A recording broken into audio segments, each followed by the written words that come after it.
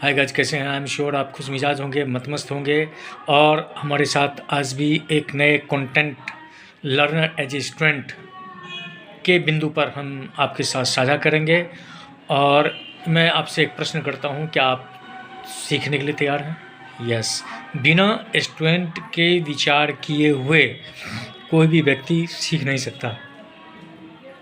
सीखने के लिए स्टूडेंट होना अति आवश्यक है ना।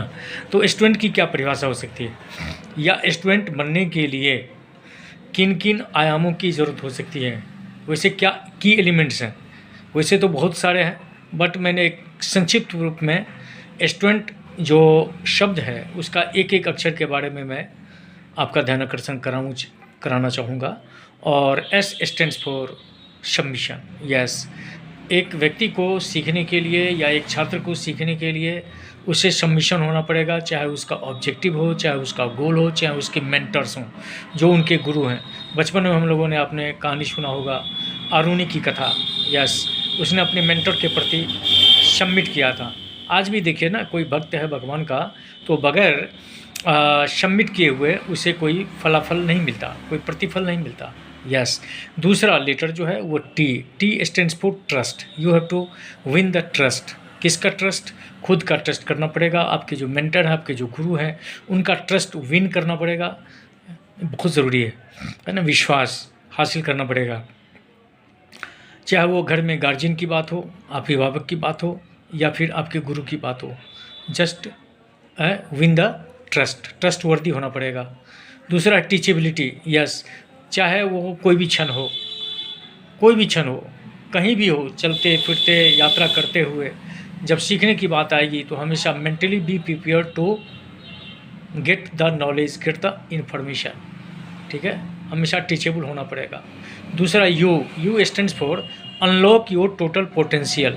मतलब क्या, आपके अंदर में जो छिपी हुई प्रतिभाएं हैं, जो हिडन है, उसे एक्सपोज करना होता है, उसे अनलॉक करना होता है, उसे वो मानस पटल में जो चीज़ें होती हैं उसे खोलना पड़ता है। In my views, as I think कि each and every person on this earth is Hanuman, and that very Hanuman needs a Jamwant.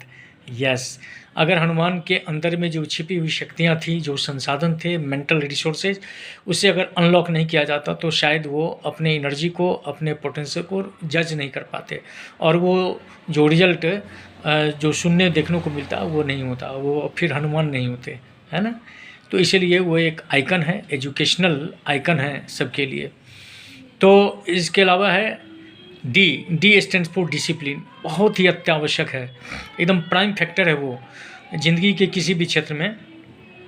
If you want to have growth, proper growth, है ना, इन अ प्रॉपर मैनर, तो आपको क्या करना पड़ेगा? डिसिप्लिन होना पड़ेगा। और डिसिप्लिन का एक पार्ट है सेल्फ डिसिप्लिन, आत्मा अनुशासित। जब तक आप अनुशासित नहीं होंगे, सारी चीज़ें रहते हुए भी वो फलाफल, वो प्रतिफल, वो आउटकम, वो आउटपुट नहीं आ सकता।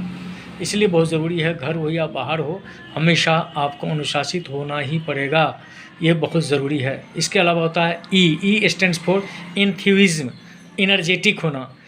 एक व्यक्ति को, चाहे वो स्टूडेंट हो, किसी भी एज में हो, जब सीखता है तो वो स्टूडेंट ही होता है, और उस स्टूडेंट को हमेशा एंथुसिज्म के साथ रहना पड़ेगा, हमेशा साहसी होना पड़ेगा। कोई एक्सक्यूज नहीं होगा कि मैं थका हूँ, मुझे अभी मन नहीं करता है सीखने का, काम करने का, लिखने का, पढ़ने का, बाद में देखेंगे, सुनेंगे, करेंगे, अभी ठंड है, अभी गर्मी है, तमाम वगैरह बहुत सारे एक्सक्यूजेस देते हैं। आज का काम कल को टाल देते हैं। ठीक है, हमेशा एंथुसिस्टिक होना पड़ेगा, हमेशा एनर्जेटिक होना पड़ेगा। इसके लिए फिजिकली, मेंटली फिट होना पड़ता है। ठीक है, उसके अलावा एन होता है, N stands for never quit, never give up.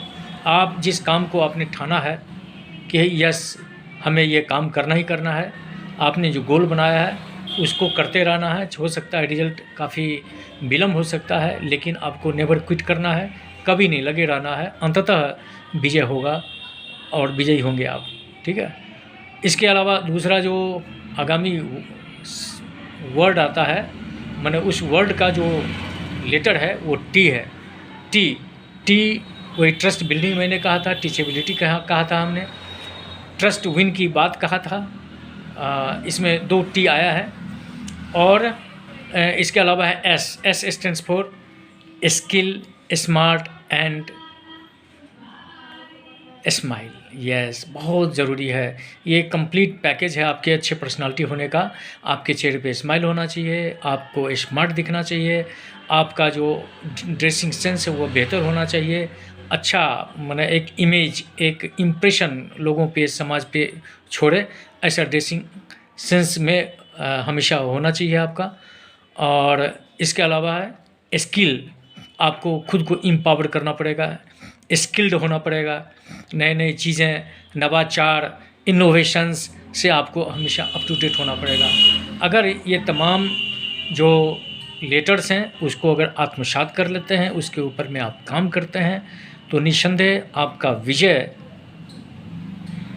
विजयी होना निश्चित है। दुनिया की कोई एडवर्स सिचुएशन आपको रोक नहीं सकता आपके अपने लक्ष्य को प्राप्त करने में। फ़िलहाल इतना ही। बहुत बहुत धन्यवाद। जय हिंद, जय भारत।